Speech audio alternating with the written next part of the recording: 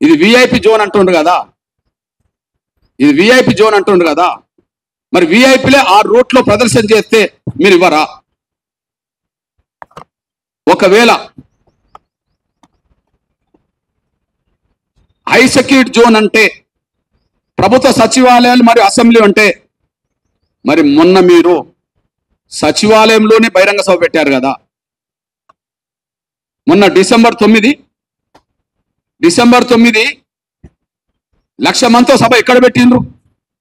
మేము 1,00,000 డప్పులతో పెడుతున్నాం.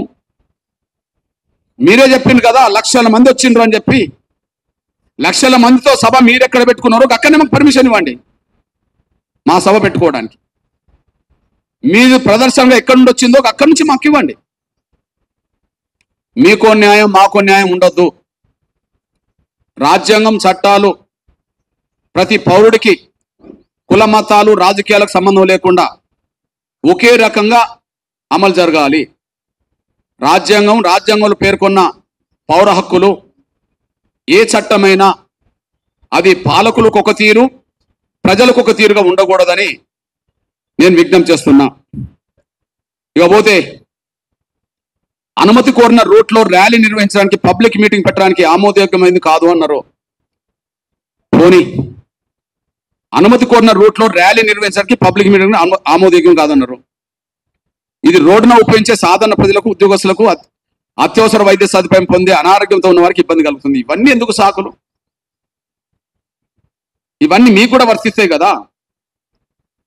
5వ పాయింట్లో ఏం పెట్టారో మీకు కూడా వర్తిస్తాయి కదా.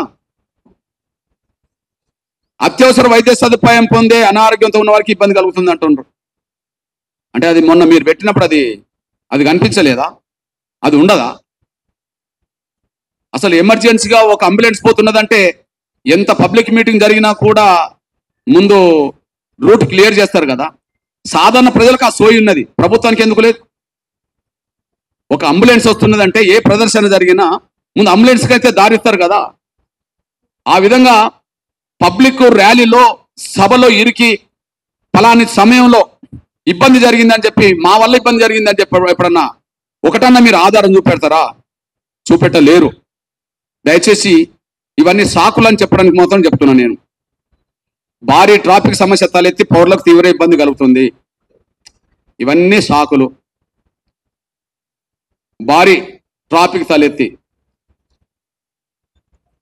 అరే మేము ఒక శాంతియుతంగా మా మనోభావాలను మా చేతిలో మా ఇంట్లో ఉండబడే మా డప్పుల శబ్దంతో ఈ ప్రభుత్వానికి ప్రపంచానికి తెలియచెప్పడం కోసం ఒక కార్యక్రమం పెడితే దాన్ని అడ్డుకునేవడానికి జరుగుతున్న ప్రక్రియలో భాగంగానే ఇట్లాంటి సాకులు వెతికి మా పర్మిషన్ నిరాకరించారు.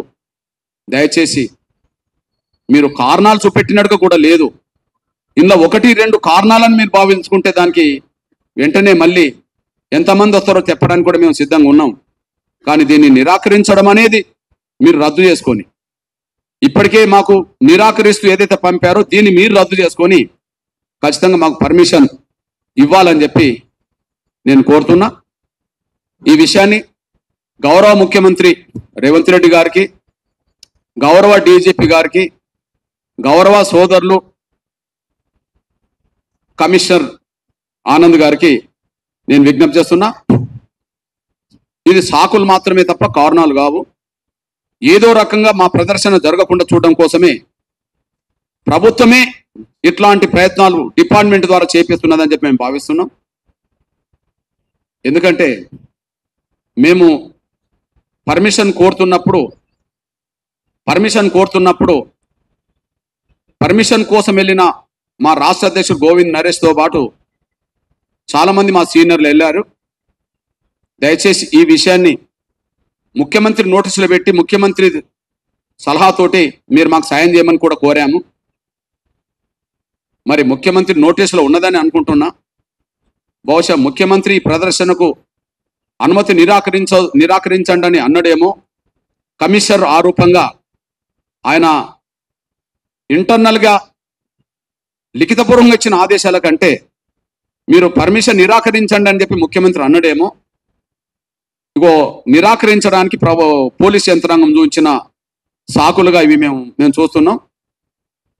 బహుశా ముఖ్యమంత్రికి విజ్ఞప్తి చేస్తున్నాం, మా లక్ష డప్పుల ప్రదర్శన జరపడం మీకు ఇష్టం లేదేమో, మీకు ఇష్టం ఉంటే మాకు పర్మిషన్ వచ్చేది, కానీ మీకు విజ్ఞప్తి చేస్తున్నాం, మీకు వ్యతిరేకమైన ప్రోగ్రాం కాదు ఇది.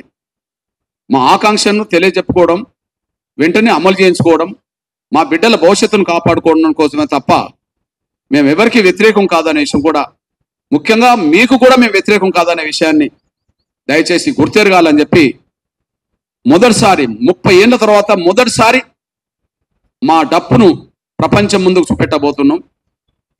మా గుండె చప్పుడు మా డప్పు ద్వారా వినిపించబోతున్నాం కనుక దయచేసి ముఖ్యమంత్రి ప్రత్యేక చొరవ తీసుకొని ఖచ్చితంగా ప్రదర్శనకు అనుమతి ఇచ్చే విధంగా మీరు డీజీపీ గారితో కమిషనర్ గారితో మాట్లాడాలని చెప్పి, మా ఆకాంక్షను తెలియజెప్పుకోవడానికి మీరు సహకరించాలని చెప్పి నేను గౌరవ ముఖ్యమంత్రి రేవంత్ రెడ్డి గారికి విజ్ఞప్తి చేస్తున్నా, గుర్తు చేస్తున్నా.